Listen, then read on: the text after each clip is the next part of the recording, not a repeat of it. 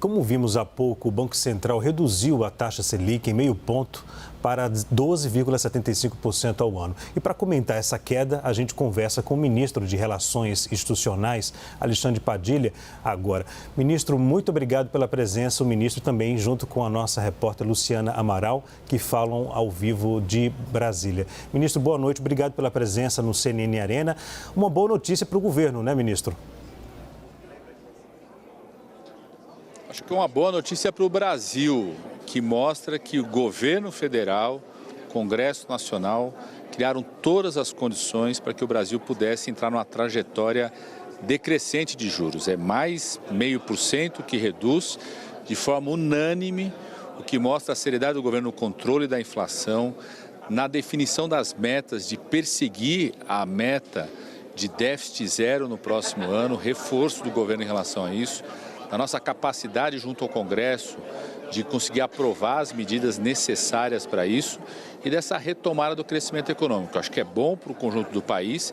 Nós vamos continuar trabalhando aqui de forma combinando responsabilidade social com responsabilidade fiscal para que essa taxa de juros caia ainda mais, beneficiando os pequenos, médios, grandes empresários, as famílias que querem investir na sua melhoria de qualidade de vida, gerar novos empregos, novos empreendimentos para o nosso país.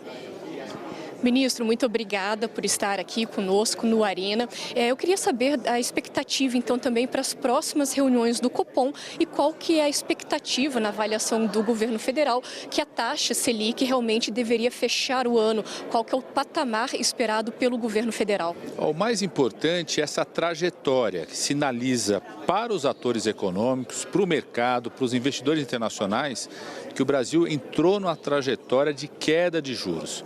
O próprio Copom já sinalizou mais 0,5% na próxima reunião e nós vamos continuar trabalhando, como nós estamos trabalhando, de arrumar a economia, colocar a economia no trilho, combinar a responsabilidade social com responsabilidade fiscal, continuar aprovando as medidas do Congresso Nacional que garantem essa reorganização do orçamento, para que a gente possa crescer cada vez mais economicamente com redução de juros, beneficiando quem quer investir no país. Agora, ministro, algo que a gente vem Leandro, conversando muito... você quer fazer alguma pergunta? Ok, obrigado, Luciana. Ministro, algo que a gente conversa e fala muito aqui no CNN Arena é que nesse primeiro ano de governo do presidente Lula, algo que chama a atenção é o governo está conseguindo aprovar várias matérias importantes para a economia do país. Isso demonstra para o mercado financeiro e também para o exterior responsabilidade fiscal. O Congresso Nacional já aprovou várias medidas que sinalizaram isso, até tanto que o próprio Banco Central viu com bons olhos essa aprovação de matérias que mexem no futuro em relação à economia do país. A frase é responsabilidade fiscal. Um outro ponto que o Congresso Nacional fala agora é uma outra reforma, uma reforma que é difícil de se fazer e de colocar em prática num período curto, que é a reforma administrativa. Como é que o senhor analisa esse tema? É um tema que realmente desagrada, mas é um tema que, para muitos, é necessário para sinalizar aí mais responsabilidade fiscal do país. Olha, o governo do presidente Lula tem compromisso em transformar o serviço público mais efetivo, mais eficiente, cortar despesa onde tem que ser cortada, investir mais onde tem que ser investido, como o novo PAC, por exemplo, coloca recursos na logística, no transporte, na energia, na educação, na habitação, construir mecanismos que facilitem e acelerem o investimento privado. Acabamos de aprovar, com prioridade absoluta nossa, no Senado, o mecanismo de debêntures de infraestrutura. Aprovamos o marco de garantias no Senado, veio para a Câmara. Estou aqui na Câmara para trabalhar que vote o mais rápido possível. Isso barateia o crédito no país, estimula o investimento privado. Achamos que o serviço público tem que ser mais efetivo, com servidores mais valorizados.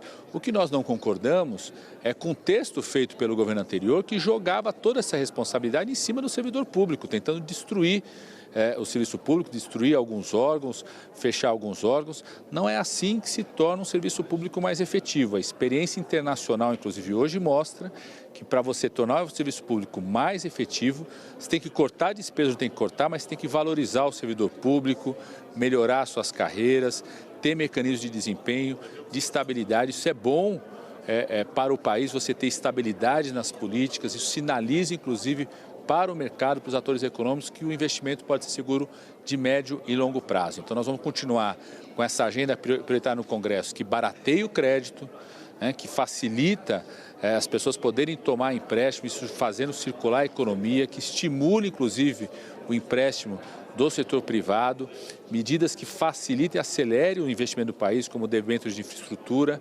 marcos legais que reforçam a responsabilidade fiscal, combinada com a responsabilidade social, e aproveitar um bom momento que o Brasil pode aproveitar, que são os investimentos relacionados a essa agenda de mudança climática. Uma das notícias mais importantes da presença do presidente Lula na ONU foi exatamente, por exemplo, o lançamento do Títulos Verdes, que pode atrair investimentos para o Brasil, o projeto que nós estamos agora no Senado, de um sistema de mercado de crédito de carbono para atrair investimento para o país, para manter a floresta em pé, para uma economia de descarbonização no nosso país. O projeto do combustível do futuro que foi encaminhado aqui para a Câmara, ou seja, tem uma agenda que envolve a transição ecológica no país. O Brasil assumir esse protagonismo pode atrair muitos investimentos. E nós sempre teremos compromisso na modernização, na valorização, em tornar o serviço público mais efetivo. Mas isso não é, como era o modelo do projeto do governo anterior, jogar isso nas costas do servidor público. Ok, ministro, muito obrigado pela gentileza em nos conceder a entrevista aqui à CNN. Agradeço também a nossa repórter Luciana Amaral. Obrigado, ministro. Até a próxima. Muito obrigado, Leandro. À disposição de vocês.